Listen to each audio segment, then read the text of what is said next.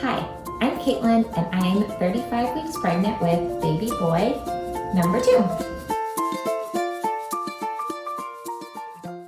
So how much does it cost to have a baby? Well, every family is different and there's a few things to consider with every situation, but one major thing that we want to talk about is medical expenses.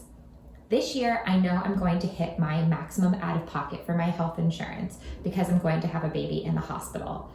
It's important to check out what this number is so there's no surprises later on in the year. It could be just a couple $100, it could be a couple $1,000. But again, it's important to double check this number so that way you don't have any surprises once you go to the hospital. While we're talking about medical expenses, let's also talk about health insurance.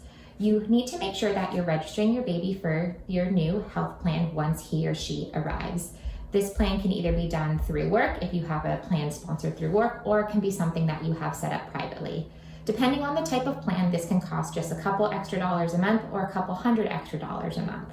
You'll also want to make sure that you're checking with your employer if they cover any of these expenses. So now that we've talked about the health and medical side of the baby, what are some of the essentials that your baby actually needs once you get home? One of them is a car seat. That can cost roughly $300. A stroller can be anywhere from $300 to $800. Clothes can be about $60 a month. Diapers can be anywhere from about $70 to $80 a month. Formula can be $70 to $250 a month.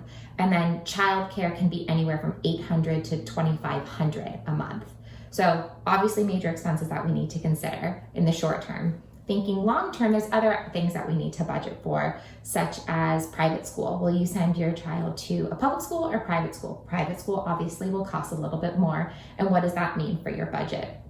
College planning, that's also a big one that can be very expensive. So start that one early.